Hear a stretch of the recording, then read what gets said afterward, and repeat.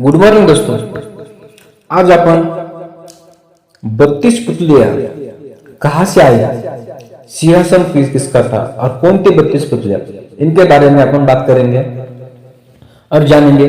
चलो दोस्तों, कहानी में आगे जाने से पहले आप पहली बार इस चैनल पर आए हो तो आपका हार्दिक हार्दिक हार्दिक स्वागत है।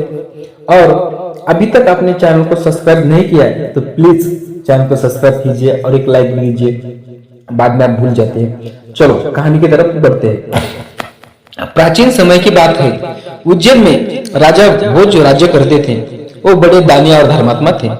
उनके बारे में प्रसिद्ध था कि वो ऐसा न्याय करते थे कि दूध का दूध और पानी का पानी। नगरी में एक किसान का खेत था। उसमें उसने कई साल सब्जी लगा रखी थी।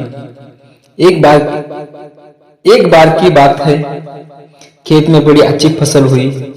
पूरी जमीन पर तो खूब तरकारी आई, लेकिन खेत के बीचों बीच थोड़ी सी जमीन खाली रह गई।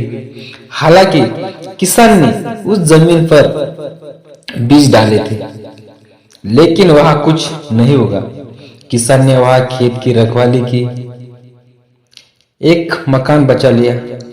जब भी किसान मचान पर चढ़ता और अपने आप चिल्लाने लगता, कोई है, राजा भोज को पकड़ लाओ और सजा दो, मेरा राज्य उससे ले लो, जाओ जल्दी जाओ। सारी नगरी में ये बात अलग आग की तरह फैल गई और राजा भोज के कानों में पहुंची। राजा ने कहा, मुझे उस खेत पर ले चलो, मैं सारी बातें अपनी आंखों से देखना और कानों से सुनना चाहता हूँ। राजा भोज जब उस जगह पहुंचे तो उन्होंने भी वही देखा कि किसान मचान पर खड़ा है और कह रहा है, राजा भोज को फौरन पकड़ लाओ और मेरा राज्य उससे ले लो। ये सुनकर राजा चिंतित हो गए, चुपचाप महल में लौट आए। उन्हें रात भर नींद नहीं आई। सवेरा होते ही उन्होंने राज्य के ज्योतिषियों और जानकार पंडितों को इकट्ठा किया। उन्होंने अपनी गोपनीय विद्या से पता लगाया कि उस मचान के नीचे कुछ छिपा है। राजा ने उसी समय आज्ञा दी, उस जगह को खुदवाया। खोदते खोदते जब काफी मिट्टी निकल गई तो अचानक एक सिंहासन प्रकट हुआ।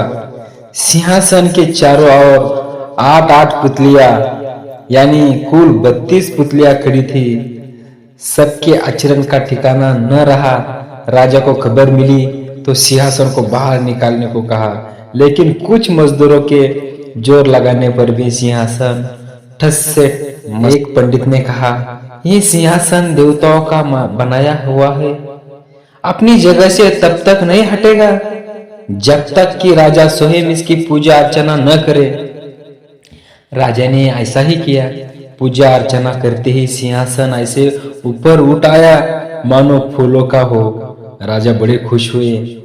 सिंहासन में कई तरह के रत्न जड़े थे जिनकी चमक अनूठी थी। सिंहासन के चारों ओर 32 पुतलियां बनी थी। उनके हाथ में कमल का एक एक फूल था। राजा ने हुक्म दिया, खजाने से 1 रुपया लेकर सिंहासन दुरुस्त करवाए। सिंहासन सुंदर होने के 5 महीने लगे। अब सिंहासन दमक उठा था, जो भी देखता ही रह जाता। पुतलियां ऐसी लगती थी मानो अभी बोल उठेगी। राजा ने पंडितों को बुलाया और कहा, आप लोग कोई अलग मुहूर्त निकाले, उस दिन में इस सिंहासन पर बैठूंगा। दिन तब किया गया। दूर दूर तक लोगों को निमंत्रण भेजे गए। तरह तरह के बाजे बजने लगे। महल में खुशियां मनाने जाने लगी।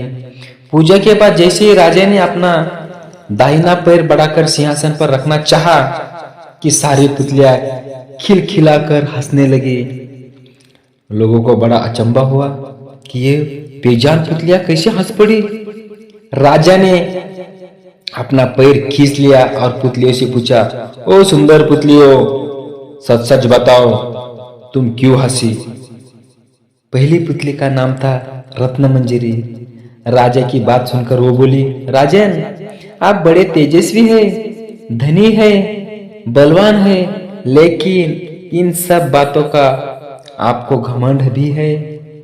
जिस राजा का ये सिंहासन है वो दानी, वीर और धनी होते हुए भी विनम्र थे, परम दयालु थे।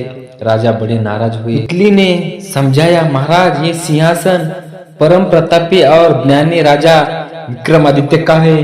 राजा बोले, मैं कैसे मानूं कि ये राजा विक्रमादित्य मुझसे ज्यादा गुणी और पराक्रमी थे। पहली पुतली ने कहा, ठीक है, मैं तुम्हें राजा विक्रमादित्य की एक कहानी सुनाती हूँ। सिंहासन 32 की पहली पुतली रत्नमंजरी ने एक कहानी सुनाई। तो दोस्तों, ये कहानी यहाँ तक ठीक है, यहाँ पे समाप्त नहीं होती है। अगली कहानी सुनने से पहले चैनल को सब्सक्राइब नहीं किया तो प्लीज चैनल को सब्सक्राइब कीजिए और मिलते हैं ये कहानी का दूसरा पार्ट लेके। जब तक के लिए अलविदा, थैंक यू, मिलते हैं नेक्स्ट वीडियो।